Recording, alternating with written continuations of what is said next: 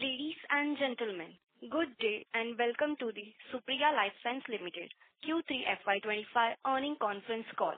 As a reminder, all participant line will be in listen-only mode, and there will be an opportunity for you to ask questions after the presentation concludes. Should you need assistance during the conference call, please signal an operator by pressing star then 0 on your touchtone phone. I now hand the conference over to Ms. Prachi. Thank you, and over to you, ma'am. Limited, I extend a warm welcome to all participants in Q3 and 9-month FY2025 financial results discussion call. Today on the call, we have Dr. Satish Wagh, Executive Chairman and Whole-Time Director, Dr. Saloni Wagh, Managing Director, Dr. Krishna Raghunathan, Chief Financial Officer. Before we begin the call, I would like to give a short disclaimer. This call may contain some of the forward-looking statements which are completely based upon our beliefs, opinion, expectations as of today. These statements are not a guarantee of our future performance and involve unforeseen risks and uncertainties. With this, I would like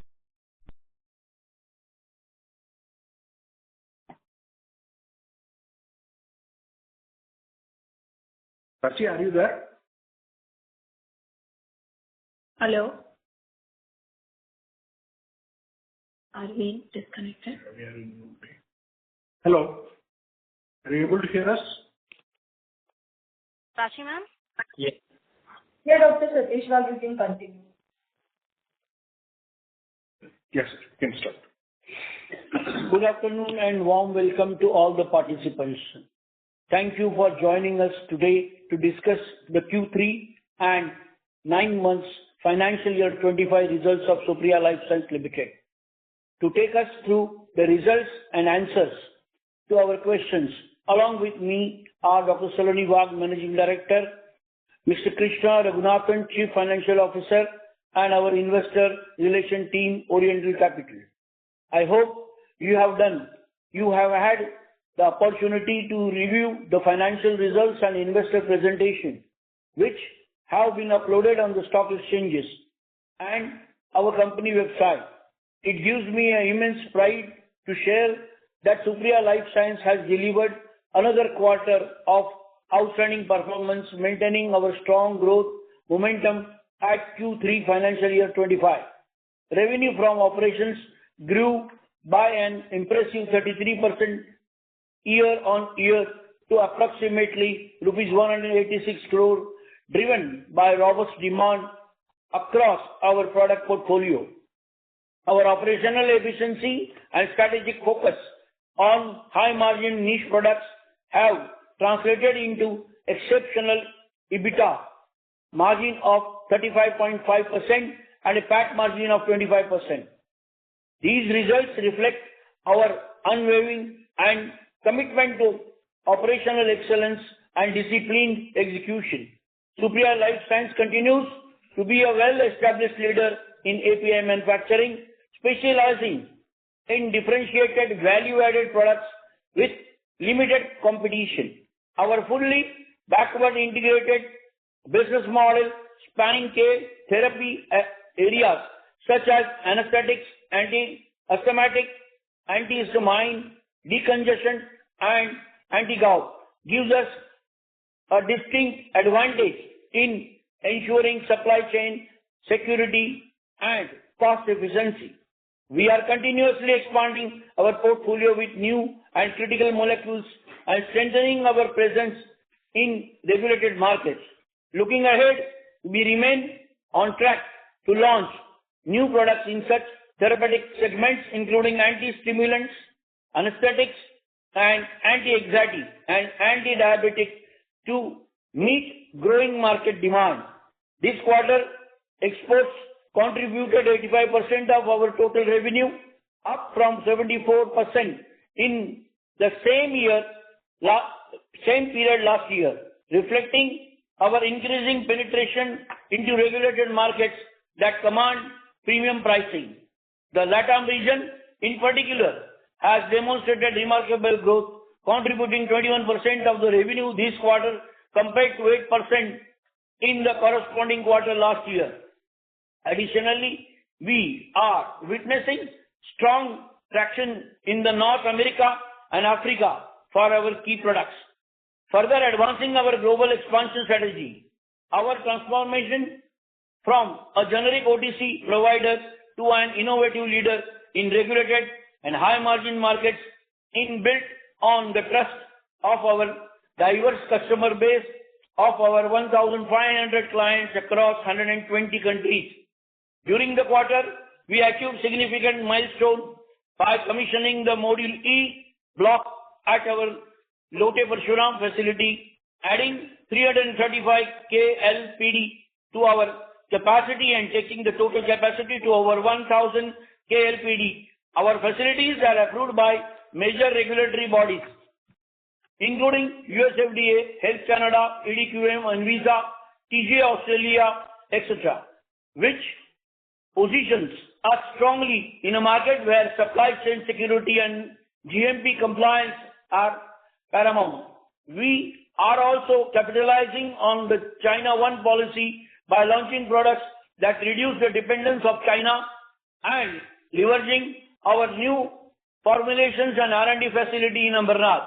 These efforts further bolster our CMO and CDMO business, supported by our backward and integrated model and decades-long customer relationship.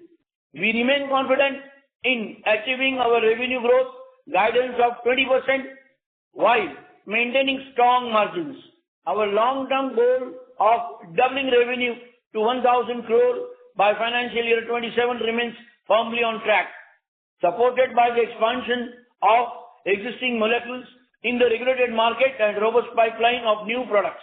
Our strategy includes launching at least 4 new products annually, ensuring we remain at the forefront of innovation of API manufacturing. With that, I will now hand over to our CFO, Mr. Krishna Raghunathan, who provides a detailed overview of our financial highlights of Quarter 3, Financial Year 25. Thank you, sir. Hello, everyone, and good morning. I will now share the operational performance of the quarter, and following which we will open the floor for question and answers. In Q3 FY25, our revenue from operations grew to approximately INR 186 crore, marking an impressive 33% year-on-year growth compared to INR 140 crore in Q3 FY24. This strong performance extended to the first 9 months of FY25, with revenue reaching approximately INR 512 crore, reflecting a 24% increase from INR 412 crore in 9 months ended FY24. Moving to EBITDA, we delivered robust growth, with EBITDA for Q3 FY25 increasing by 59% to approximately INR 66 crores, up from INR 41.5 crore in the same quarter last year. This translated to an EBITDA margin of 35.5%, representing a significant improvement of 591 basis points year-on-year. For 9 months FY25, EBITDA stood at approximately INR 193 crore, reflecting a 64% increase over INR 117 crore in 9 months FY24. On the bottom line, profit after tax for Q3 FY25 grew substantially to approximately INR 47 crore compared to INR 30 crore in Q3 FY24. The PAT margin for the quarter improved to 25%, an increase of 394 basis points year-on-year.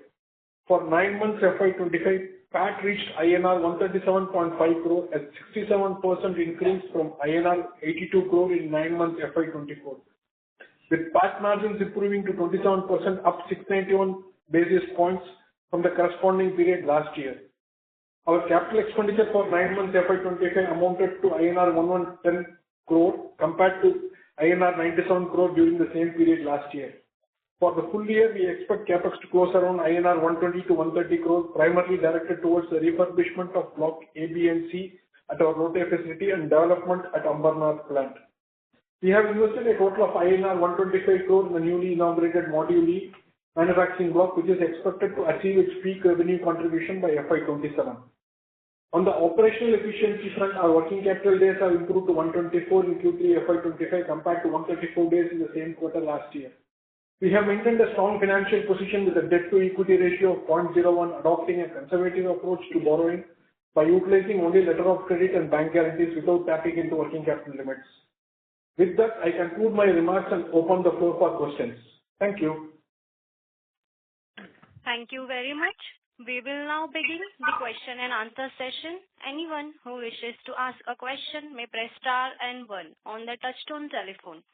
If you wish to remove yourself from the question queue, you may press star and two. Participants are requested to use handset while asking a question. Ladies and gentlemen, we will wait for a moment while the question queue assembles. The first question is from the line of Nirali from Ashika Institutional Equity. Please go ahead. Hi. Thank you for the opportunity. I just have a few quick ones. So the first one is, could you provide an update on the progress of Module E, which we have actually commissioned in December? So that's the first one. I'll follow after the questions later on. So, Module E, thank you for the question. This is Dr. Saloni here. For Module E, we have started commercial production from this quarter. We have already taken validation campaigns of some of the new products that we are planning to come out of this block.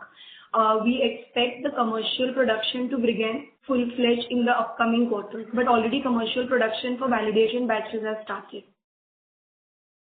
Okay.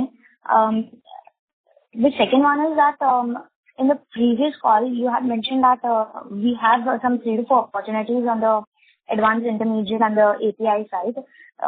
So what kind of growth can we pencil in over the next 2 quarters from these opportunities? And just trying to understand that are these significant enough to materially impact the top line? And if also you can mention which geographies are being targeted in these opportunities.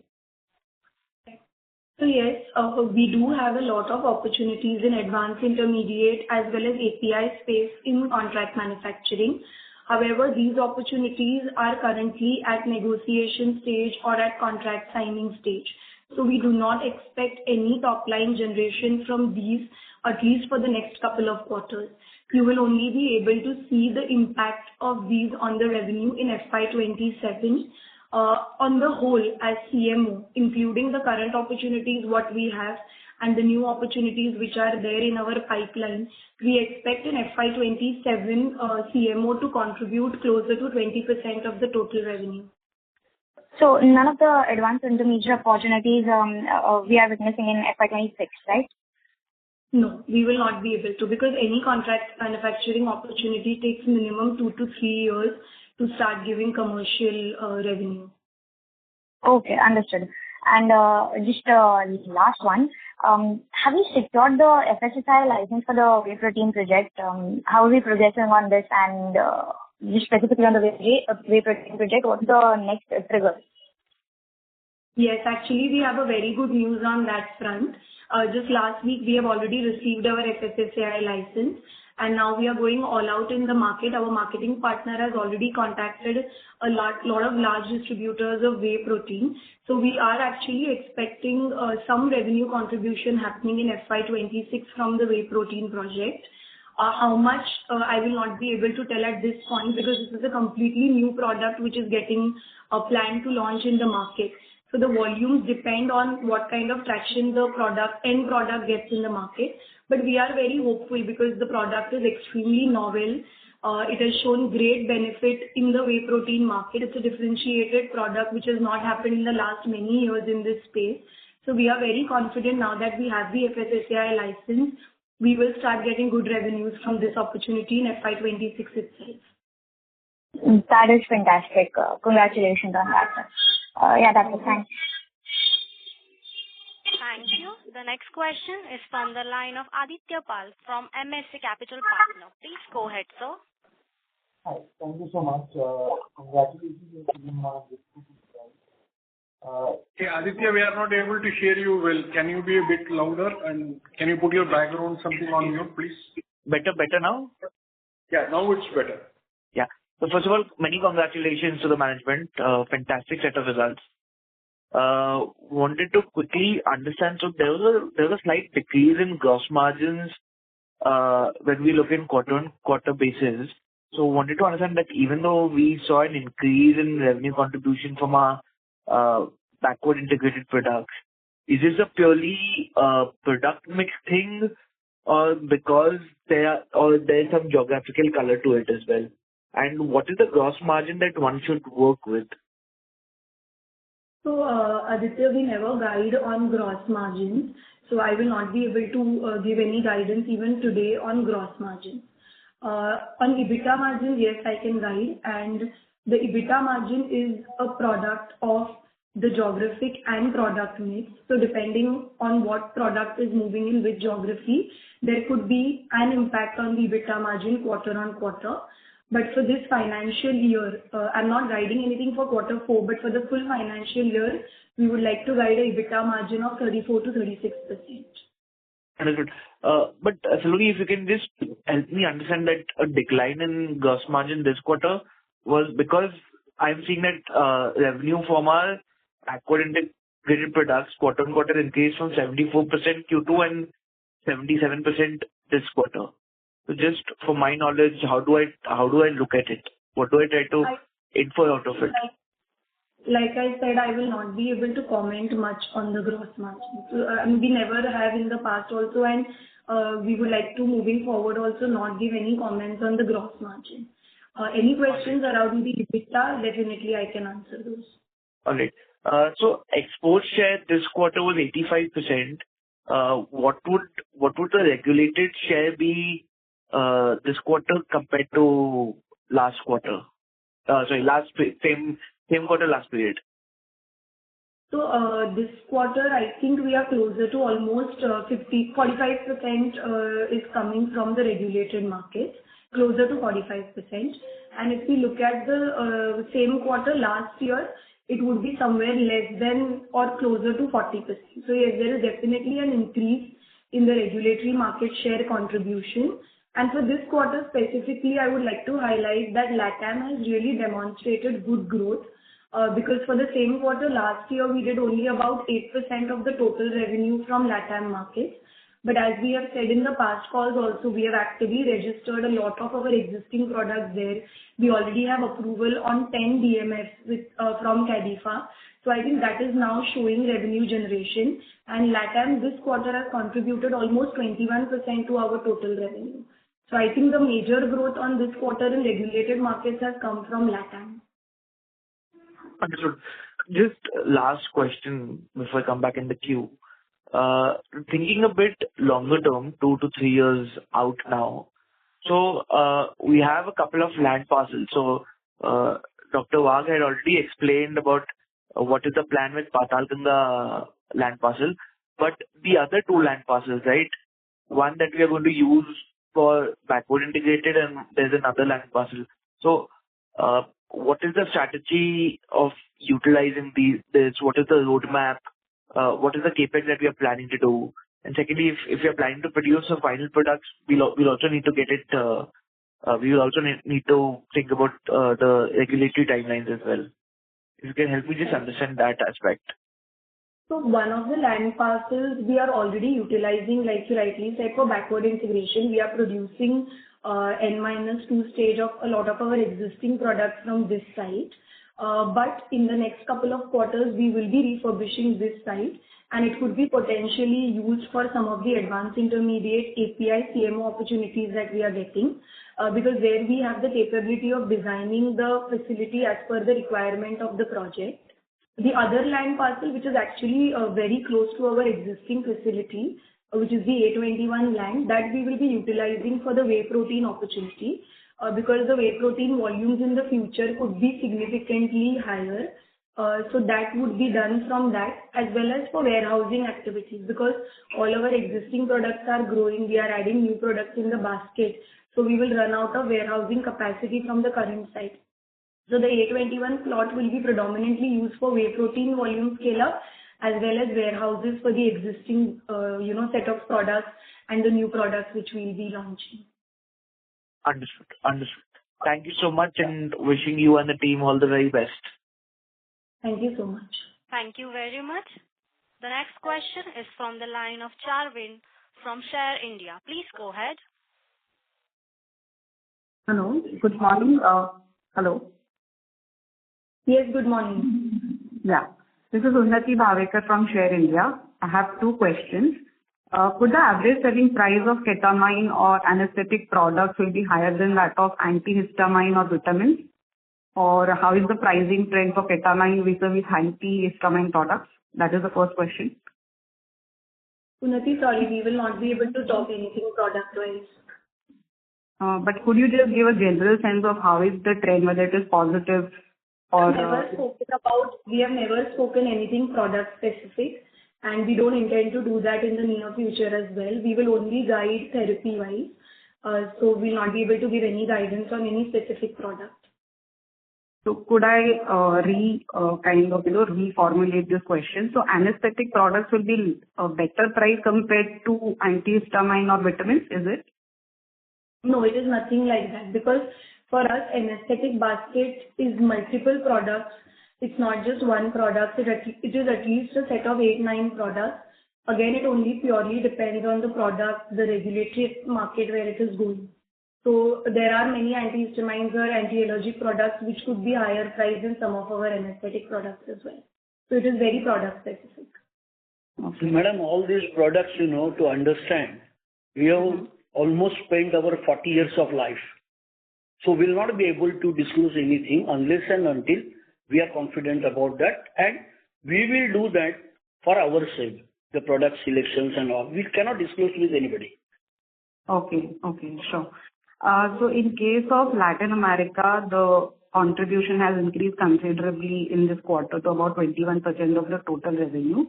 So it is considered a regulated market or a semi-regulated market? And any comments over there? And is the pricing considered equally premium in the LATAM market compared to rest of the world? So yes, LATAM definitely for us is a regulated market because the authority CADIFA is very, very stringent, and the registration process in Brazil is much more stringent, and it is comparable to even US FDA and EU. So we consider it as a regulated market. But because the volume demand from Latin American markets is usually on the higher side, the price is not, although it is a little premium as compared to the other markets like Southeast Asian markets and domestic markets, it would probably not be as high as some of the European markets. Okay. So volume growth could be higher in LATAM is what you're saying? Yes. And for some products, like I said, it is definitely better than Southeast Asian markets and the sort of semi-regulated markets. It's definitely higher than that, but not as high as North America and Europe. Okay. So this increased backward integration could have played a part in the improved margins, right, on the gross profits front? So like I said, we are constantly trying to backward integrate more and more products. We are also trying to constantly penetrate existing set of products in more regulated markets. We have applied for a lot of CEPs, USDMS.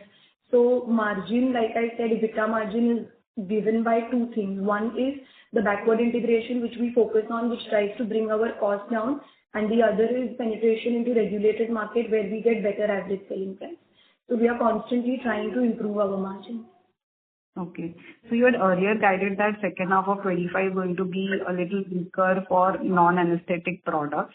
So you would have in this quarter have more than made up with the, this anesthetic products doing far better than expectations. So do you expect this trend to continue in the rest of the year for anesthetic products? Like I said, for us, growth will come not only from the anesthetic products. We are also expecting good growth happening in vitamins, anti-asthmatics, and in anesthetic products, we have a basket of about 8-9 products. So we are seeing good growth in all the individual products. So I think the trend would remain the same for quarter 4 as well. On the guidance on the margin, like I said before also, we are expecting to close this year with 34 to 36% EBITDA margin. Okay, great. Thanks. Thank you. The next question is from the line of Mohit from Shubh Research. Please go ahead. Hi, ma'am. This is Mohit from Shubh Research. Firstly, congrats on a good set of numbers. Ma'am, I just have a couple of questions. First, in earlier you mentioned that you are increasing the increasing demand from North America and Africa. So just wanted to know what is the progress on that and what percentage of revenue we can expect from that business in future? Your voice is not proper. We are not able to hear. It's a humming sound is coming from your back end. We were not able to hear the question very clearly. Now I suppose it is clear. Yeah, slightly better. Yeah. So, sir, I was just want to know that earlier you mentioned that the demand from North America and Africa regions are increasing. So just wanted to know that what are we planning on that business and that region, and what is the progress, and what percentage of revenue we can expect from that? So for us, North America as of now is very stable. It only contributes about 4 to 5% of the total revenue. But we are hopeful that with some of the new launches that we are doing in quarter four, beginning from quarter four itself, we are launching 2 new products. So once the new products launch, the North American market's contribution will go up. Right now, the main markets which have given the growth are Europe and Latin American markets. As I said before, Latin has grown from 8% to almost 21%, and Europe is pretty stable at around 40-42%.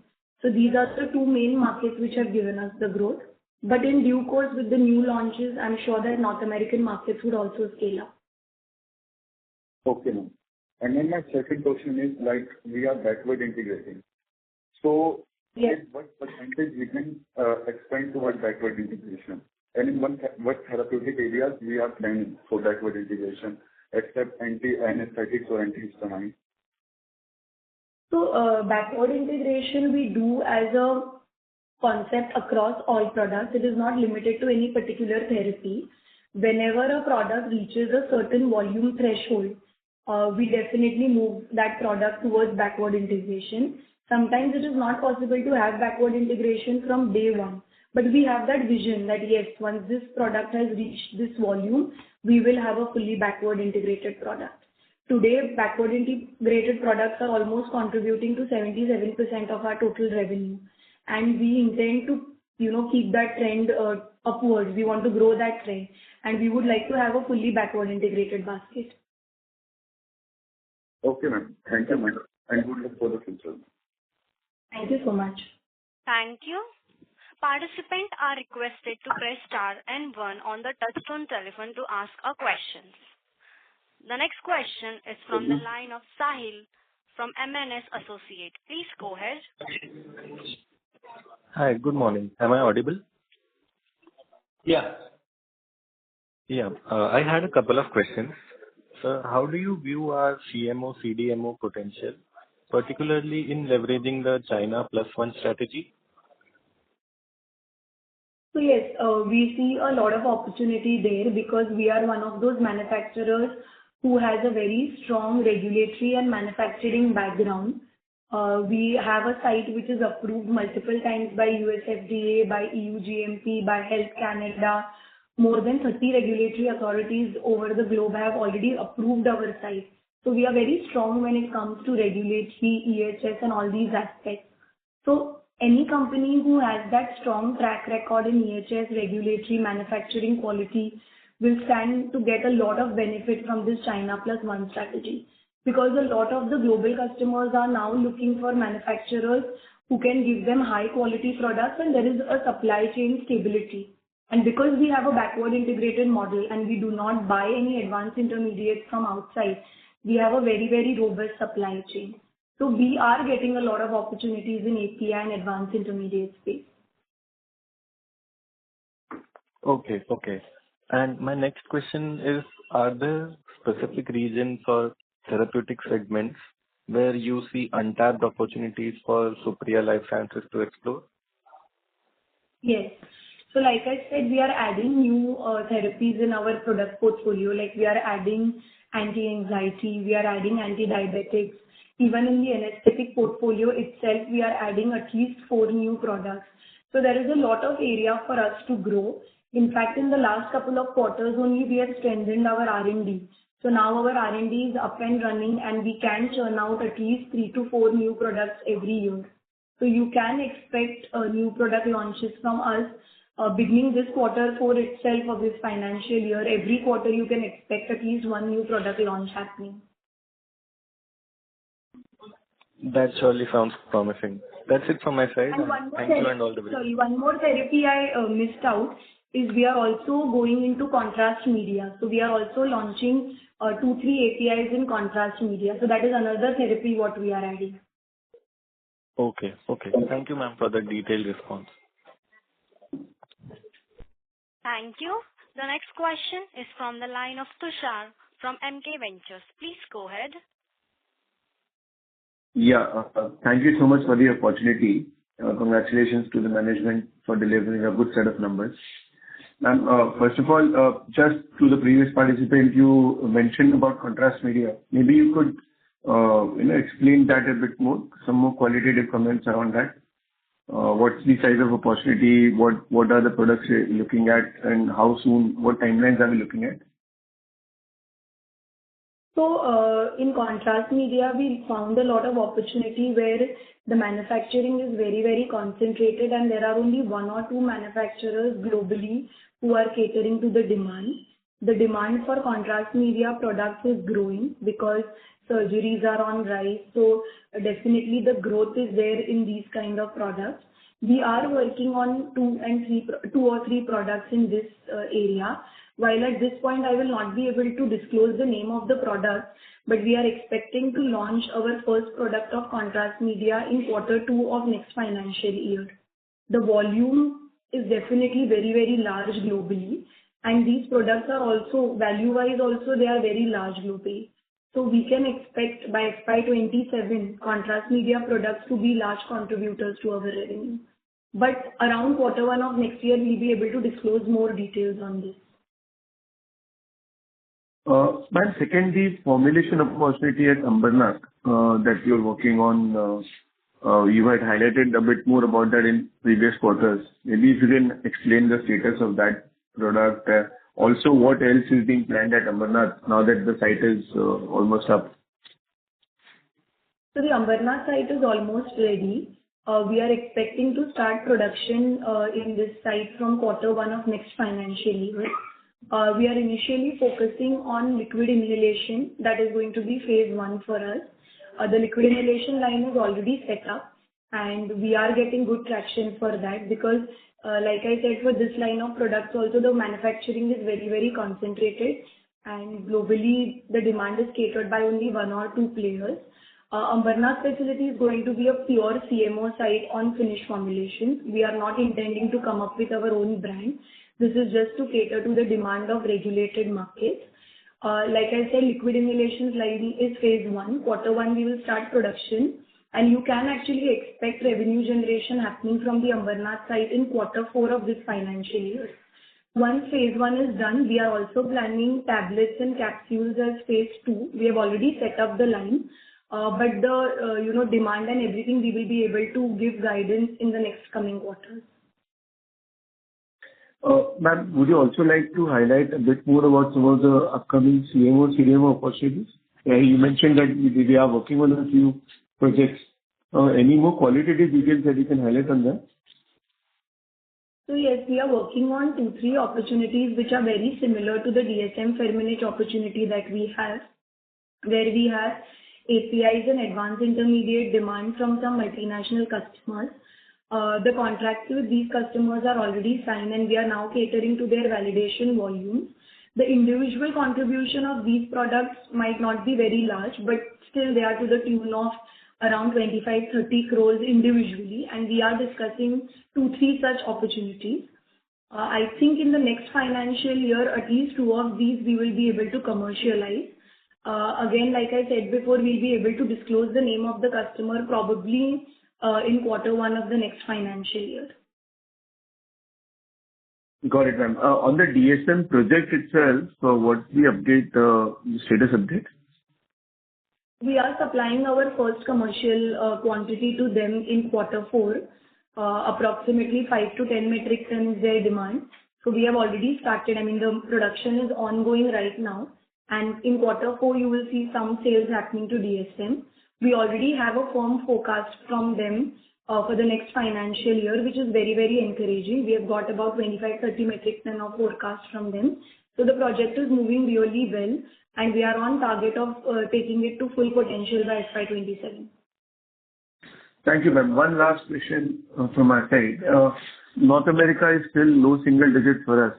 Do you expect that even with growing, contribution from LATAM and maybe Europe being strong, do you expect North America can become more important for us in percentage terms, maybe a double digit over the next couple of years? So yes, while North America will grow, I think at least in the near future, I'm talking at least in the next 2 to 3 years, Europe and LATAM would still be the larger markets for us, because we will take at least 2 to 3 years, to get the project developed and to start delivering the product. But yes, after 3 years, it could be a slightly bigger contribution from North America. We are expecting it to grow to almost 10% in the next 3 to 4 years. But like I said, Europe and LATAM will continue to be the larger markets for us. Good. Thank you so much, ma'am. I'll join back in. Thank you. Thank you. The next question is from the line of Nikhil from Simple. Please go ahead. Yeah, hi. Good morning and congrats on good set of numbers. I just have one question on LATAM. I think when we received the approval from Anvisa, we had talked about opportunity size of 200 CR. Based on our new R&D setup and all, how is the opportunity size growing? And commercially, based on your discussions with the customers, what is the potential revenue LATAM can reach? So, see, there are a lot of new products that we are launching now, and they also have a very large market in countries like Brazil and Mexico. So the full potential of the LATAM market, I'll not be able to tell right now, but definitely the 200 odd crores which I referred to, some part of the revenue is already coming to us. And once the DMF, is approved and the customers have also switched to us, in the next 2 to 3 years, you can see the full 200 crores coming to us. But with the newer product launch and all, I'm sure in the next couple of quarters, I will be able to give you a firm revenue generation from LATAM. But at this point, it is too premature because we are launching at least 4 new products in the next financial year, and all of the 4 have very large markets in LATAM. So maybe 1-2 quarters down the line, I'll be able to give you a better projection. Okay. And just one conceptually for my understanding, see, when we understand in markets like US or Europe, when we file a product, it takes almost 18 to 24 months to actually commercialize based on the validations and the plant approval and all. What is the timelines in LATAM market? Like, does the commercialization from filing to commercialization, is the window is around 1 year? What's the kind of time periods? It is the same as CEP and US DMF. It takes about 18 to 24 months. Okay. Okay, fine. Thanks. Thank you. The next question is from the line of Shubham from Purnartha Investment Advisors. Please go ahead. Hi team, congratulations for good set of numbers. I just want to ask, API in general are witnessing pricing pressure. Does we also witnessing the same, or our API pricing are stable and growth is due to volumes? See, most of the API companies have not really focused on having a backward integrated business model. Most of the API players today also rely on advanced intermediate sourcing from countries like China. And when you are sourcing advanced intermediates from outside, there is very little room for you to work on the raw material cost because it's only 1 or 2 steps that you do in-house. We have a backward integrated business model. Since the inception, our chairman has believed on working on a backward integrated business model. We only buy starting raw materials, which are cheaply, widely available chemicals from outside. So in our case, because we do 7 steps, 8 steps in-house, we have a better grip on the raw material costing as compared to the other manufacturers. Although overall, yes, there is some erosion happening in the API prices, because we have a very strong backward integrated model in place. For our set of products, we are not seeing that kind of erosion. For us, the growth is going to be very stable moving forward also. So some erosion is there in pricing, but not much. Not much. So our set of products, I don't think we will be very much impacted by them in any of the markets. Plus, like I said, we are constantly focusing on more regulated markets. We are getting CEPs, USDMS for the other products also in the portfolio. So once they start, revenue generation, the margins will be maintained. So we are very confident that in terms of growth in revenue as well as the kind of margins we are doing, for us moving forward, it's going to be very stable. Okay. And we are generating volumes also. We are growing in volume terms. Yeah, absolutely. In fact, some of the new products what we are launching in the next couple of quarters, these are higher volume products globally. And with these products getting launched, you can see the revenue growth happening very fast. So that is why, we are targeting to double our revenue by FY27. Okay. Thank you. Thank you. The next question is from the line of Jay from JS Family. Please go ahead.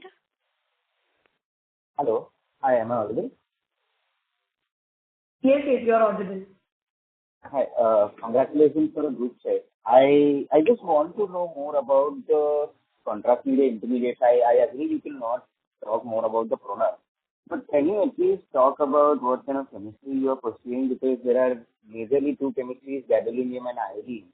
So would you be able to say that, what chemistry are you pursuing and what kind of integration you have and what kind of raw material control do you have in the chemistry that you are pursuing? So for all the products that we are launching in contrast media, we are again going for a fully backward integrated business model.